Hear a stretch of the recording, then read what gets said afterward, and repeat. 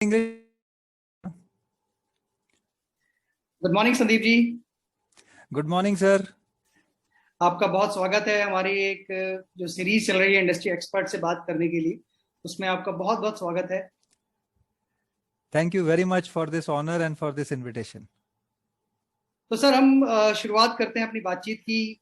आपने जो एक इनिशिएटिव लिया है एब्डोमिनल कैंसर डे अवेयरनेस के साथ साथ लोगों को समझाना, बातचीत करना और बातचीत से किस तरह से अपन अपनी हेल्थ को और सिक्योर कर सकते हैं कैंसर को लेकर स्पेशली, तो उसके बारे में पहले अपन बात करेंगे कि एबीसीडी का जो कॉन्सेप्ट था वो कैसे आया आपके दिमाग में। एक्चुअली एबीसीडी का फुल फॉर्म है एब्डोमिनल कैंसर डे। और 15 साल से मैं एक फील्ड में जयपुर में काम कर रहा हूँ 2006 से। तो सबसे पहले मैंने ये ऑब्जर्व किया कि अगर मेरे पास 100 मरीज आते हैं पेट के किसी भी फॉर्म के कैंसर के, तो उसमें से 80 मरीज ऐसे होते हैं जो लास्ट स्टेज में होते हैं। तो ये बड़ी चौंकाने वाली बात है कि 80% लोग जो है वो ट्रीटेबल ही नहीं है क्योंकि लास्ट स्टेज में है।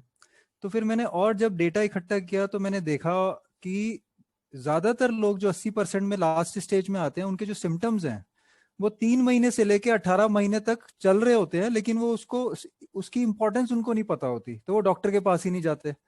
तब मुझे ध्यान आया कि अगर हम इन लोगों को, इसका मतलब अवेयरनेस नहीं है कि पेट के सिम्टम्स जानलेवा बीमारी या कैंसर का लक्षण भी हो सकते हैं। तब मेरे दिमाग में आया कि हमें कुछ ऐसा करना चाहिए जिससे हम पब्लिक को अवेयर कर सकें। अवेयर करने का के पीछे मकसद क्या है कि अगर हम उन 80 मरीजों को 100 में से ये अवेयर कर दें कि भाई आप 3 महीने या 6 महीने या साल भर या 18 महीने वेस्ट मत करिए डॉक्टर के पास जाने के लिए, तो हम उनका कैंसर फर्स्ट या सेकंड स्टेज में पकड़ सकते हैं। और बिल्कुल ऐसा करते ही वो मरीज बिल्कुल ट्रीटेबल हो जाता है और बिल्कुल। उसकी लाइफ बच जाती है। तो एक बड़ा मिथ है कि जो कैंसर का नाम सुनते ही पहले तो आदमी डर जाता है कि यार मुझे कैंसर हो गया। तो आदमी, जो एक बड़ा मिथ है कि कैंसर जो है वो बहुत मुश्किल है ट्रीटमेंट उसका होना, और अगर होता भी है तो बहुत सारी उसको तकलीफें बाद में भी रहती हैं। तो जो ये मिथ है या ये सही है, ये आप ही ज्यादा बेहतर बता पाएंगे कि क्या कैंसर वाकई में सिर्फ और सिर्फ जानलेवा है? अगर किसी को कैंसर हो गया तो फिर मतलब बचना मुश्किल है या इससे बचा नहीं, जा सकता है? हाँ नहीं, ये बिल्कुल गलत है कि कैंसर मतलब डेथ सेंटेंस, ऐसा बिल्कुल भी नहीं है। ये किसी भी दूसरी बीमारी की तरह ट्रीटेबल है। बस एक इसमें शर्त है कि इसमें हमारे पास मार्जिन बहुत कम होता है जिसमें हम इसको ट्रीट कर सकते हैं। अब क्या, अगर 80% मरीज हमारे पास लास्ट स्टेज में आएंगे तो समाज में क्या मैसेज जाएगा कि भाई जिसको भी कैंसर होता है वो बच नहीं पाता। ठीक बात। समाज उसके पीछे के रीजन को नहीं देख पा रहा है, वो सिर्फ एंड रिजल्ट देख रहा है। उसके पीछे का रीजन क्या है कि हमारी खुद की केयरलेसनेस या लैक ऑफ नॉलेज कि भाई ये कैंसर से हम बच सकते हैं, लेकिन अब बचने के लिए घर बैठे तो इलाज नहीं होगा ना। सही बात है। उसके लिए डॉक्टर के पास जाएंगे, टेस्ट कराएंगे, जल्दी से जल्दी पकड़ के ट्रीट हो जाएगा। तो ये बिल्कुल किसी भी नॉर्मल बीमारी की तरह ट्रीटेबल है। और एक और बात समझने की है कि जानलेवा होना हर बीमारी का कैरेक्टर में है। अच्छा। हाँ, अब आप कोरोना का देख लो, हम्म। वायरस का मामूली इन्फेक्शन ही तो है, फ्लू ही तो है ये। कितने ठीक लोग है। मर गए। और निमोनिया हो जाए, रोड पे चलते हुए एक्सीडेंट हो जाए, मान लेते हैं आज एक्सीडेंट हो गया और हॉस्पिटल टाइम पे नहीं पहुंचे तो भी डेथ हम्म। हो जाएगी। सिमिलरली कैंसर है, अगर टाइम पे डॉक्टर के पास नहीं पहुंचे तो जानलेवा हो सकता है। सो डरने की बात नहीं है, थोड़ा सा अवेयर होने की बात है और टाइम वेस्ट नहीं करना, तुरंत होते ही डॉक्टर के पास जाना है। बिल्कुल ठीक बात है। तो अगर हम बात करें कि कैंसर और हमारी हेल्थ जो है, तो हेल्थ सिस्टम हमारा कितना मजबूत होना चाहिए इस कैंसर से लड़ने के लिए या किसी और भी बीमारी से लड़ने के लिए, और उसके लिए आप क्या टिप्स देना चाहेंगे कि जो हमको रेगुलर लाइफ में अडॉप्ट करने चाहिए? देखिए, बड़ी इंटरेस्टिंग और बड़ा इंपॉर्टेंट सवाल आपने पूछा है। गौतम बुद्धा जो आज से 2,500-3,000 साल पहले उन्होंने बोला था कि हर व्यक्ति अपनी बीमारी और सेहत के लिए खुद जिम्मेदार है। सो पेट के कैंसर की भी मैं बात करूं तो आपको जान के शायद ये आश्चर्य होगा कि 95% कैंसर जो हो रहा है वो किसी जेनेटिक या किसी देवीय शक्ति या कारण से नहीं हो रहा, किस्मत खराब है इसलिए नहीं हो रहा। 90 to 95% कैंसर हमारी डिफॉल्ट जो फॉल्टी लाइफस्टाइल है उसकी वजह से हो रहा है। तो अच्छा। मतलब अगर हम सब लोग डिसिप्लिन लाइफ में आ जाएं, लाइफस्टाइल सुधार लें, तो इतने सारे कैंसर से हम बच सकते हैं, पहली बात। ठीक है। और दूसरी बात, लाइफस्टाइल चेंज करना इतना इंपॉर्टेंट है कि वो कैंसर क्या बाकी चीजों से भी हमें बचाता है, दूसरी बीमारियों से। हम्म। तो इसलिए ये बहुत इंपॉर्टेंट है। तो सर अगर अगर हम एक आदमी की रूटीन लाइफ स्टाइल की बात करें, तो उसको किन चीजों का ध्यान रखना चाहिए कि वो एक पर्टिकुलर एक लाइफ स्टाइल तो जरूर मेंटेन करना चाहिए कि जिससे इन सब बीमारियों से दूर रहे, और खासकर अभी कोविड की बात करें तो इम्यूनिटी के लिए बहुत बात हो रही है। हर आदमी बात कर रहा है कि इम्यूनिटी हमारी स्ट्रांग होनी चाहिए और उसके लिए हमें काम करना चाहिए। तो उसके लिए क्या लगता है कि इम्यूनिटी स्ट्रांग हो और उसका इम्पैक्ट जो है कैंसर जैसी जानलेवा बीमारी को रोकने में भी कारगर हो, तो इम्यूनिटी को लेके क्या टिप्स देना चाहेंगे आप? देखिए, इसका सबसे बड़ा उदाहरण किसी भी व्यक्ति को, जो भी हमें सुन रहे हैं, उनको अगर समझना है तो बहुत सिंपल सरल वे में समझ सकता है कि अपने पेरेंट्स या अपने ग्रैंड पेरेंट्स की लाइफस्टाइल को देखे और उसको अपनी लाइफस्टाइल से कंपेयर करे, और उनमें जो भी अंतर है लाइफस्टाइल में, वो सब हमारे अंदर ही गड़बड़ है, हमारी जनरेशन में। कारण डिसिप्लिन लाइफ, सुबह समय पे उठना, उठने के बाद सबसे पहला काम क्या करते थे हमारे जो दूसरे पुरानी जनरेशन के लोग हैं, सबसे पहले बॉडी फिटनेस पे कुछ ध्यान, या तो मेडिटेशन या फिजिकल एक्सरसाइज, या दोनों, 1-1.5 घंटा उस पर टाइम देना। उसके बाद लाइट ब्रेकफास्ट, हेल्दी ब्रेकफास्ट। उसके बाद काम पे जाते हैं, फिर लंच। इनफैक्ट जो पहले टाइम था इंडियन, अगर आप सिस्टम देखो तो 2 टाइम खाने का रिवाज होता था। ठीक बात है। हाँ। ये तीन तीन टाइम खाने का रिवाज इंग्लिश कंसेप्ट है कि हम्म। भैया ब्रेकफास्ट भी होगा, लंच भी होगा अच्छा सा, और फिर डिनर भी होगा। हम्म। पहले के जमाने में अगर आपको याद हो तो 10-11 बजे ब्रेकफास्ट होता था, हम्म। जिसको हम आजकल ब्रंच बोलते हैं।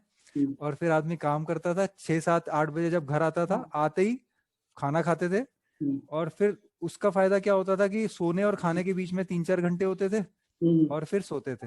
तो क्या है, बिल्कुल। सुबह उठे, व्यायाम किया, एक्सरसाइज की, मेडिटेट किया, हम्म। खाना टाइम लाइट खाया, ब्रेकफास्ट, चलो लंच करना है तो थोड़ा सा लाइट लंच किया, हेल्दी लंच किया, थोड़ा सा फ्रूट जरूर होता था लाइफ में। हम्म। और कोई भी रात को पहुंचने के बाद हल्का खाना, टाइम पे सोना। और बीच में कुछ, जैसे आजकल बहुत बड़ा फैट शुरू हो गया है कि दूसरे टाइप के एडिक्शन, जैसे अल्कोहल, ये सोशल सिंबल्स बन गए हैं, हम्म। स्मोकिंग, इनसे भी बीमारियां और कैंसर होते हैं। तो इनसे हम जितना दूर रहें, तो बहुत ब्रॉड वे में ये सब चीजें अच्छे लाइफस्टाइल को रिफ्लेक्ट करती हैं।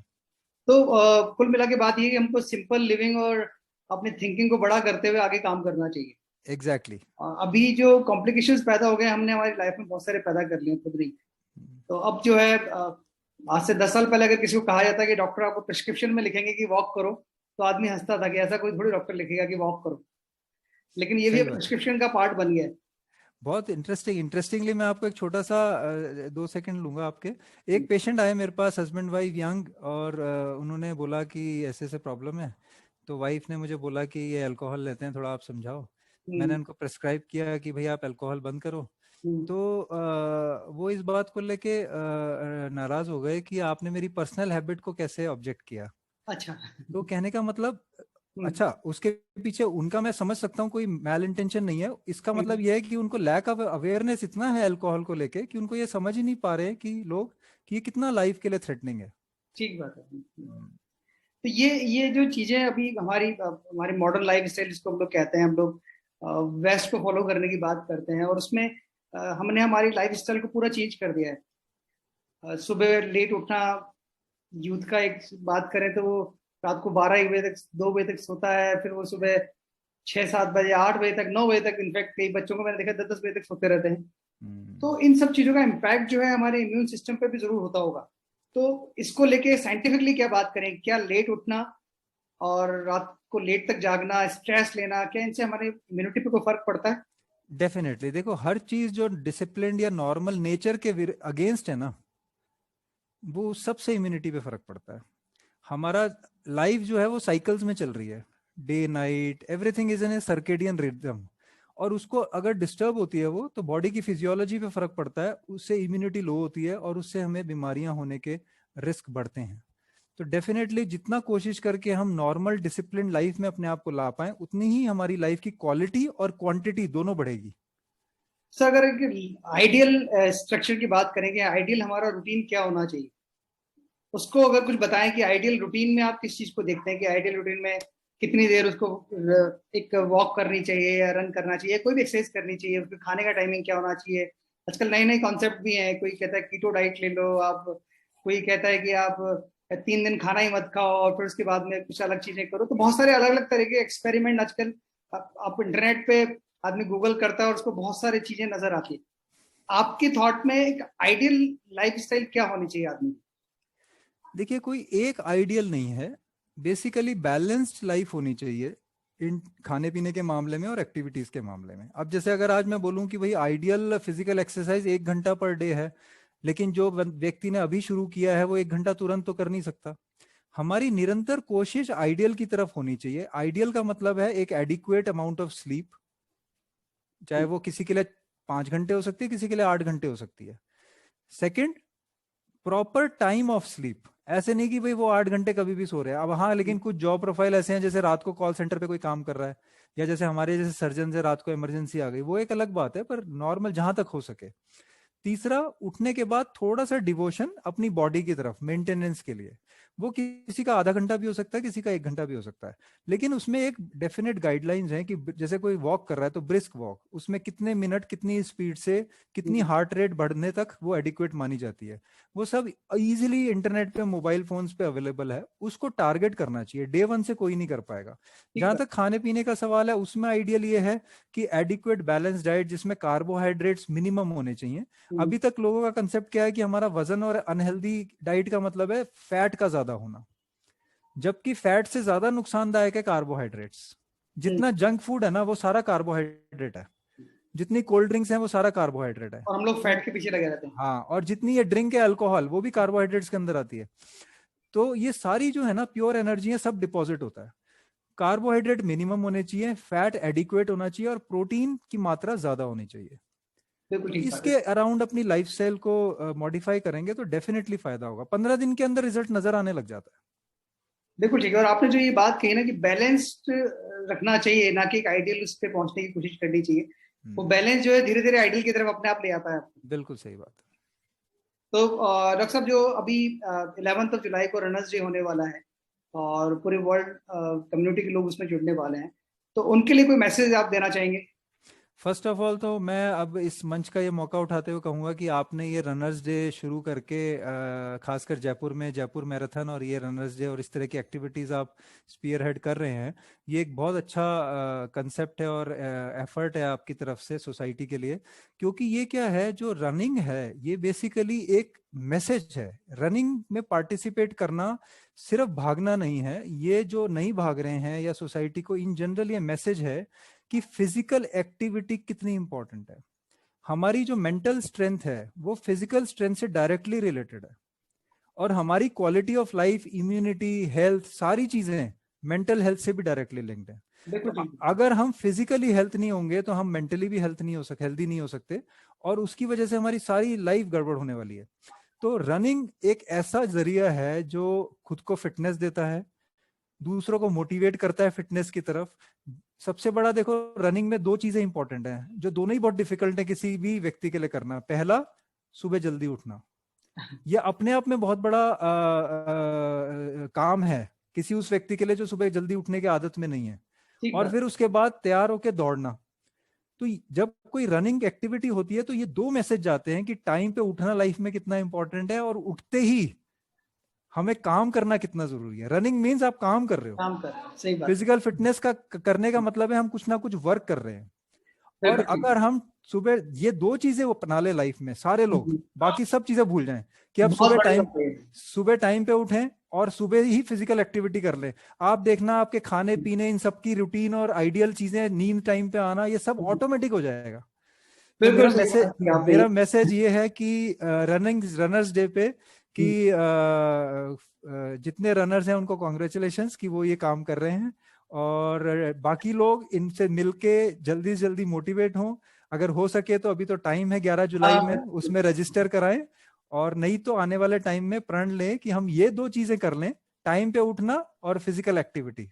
तो बहुत बड़ी बात आपने जोड़ दी है इससे कि रनिंग सिर्फ दौड़ना नहीं है, आपकी एक हैबिट जो आप अपनी बॉडी के साथ साथ अडॉप्ट कर लेते हैं हेल्थी लाइफस्टाइल के साथ साथ, जिसमें कि सुबह जल्दी उठना और फिर निकल के बाहर जाना। ये बहुत ही 2 बड़े टास्क हैं जिंदगी में। अगर आदमी वो पूरा कर लेता है तो हेल्थी लाइफस्टाइल की तरफ अपना कदम बढ़ा लेता है, और रनिंग भी एक सॉर्ट ऑफ आपको उसी की दिशा में एक तरफ ले जाता है। तो thank you so much doctor साहब, आपने सुबह सुबह हमारे लिए टाइम निकाला, और हम लोग जल्दी और कुछ और मुद्दों पे बात करेंगे, जल्दी जुड़ेंगे फिर से। Thank you, Mukesh ji. Thank you, and I once again congratulate you and your team for doing these excellent social awareness programs. Thank you. Thank you so much. Thank you.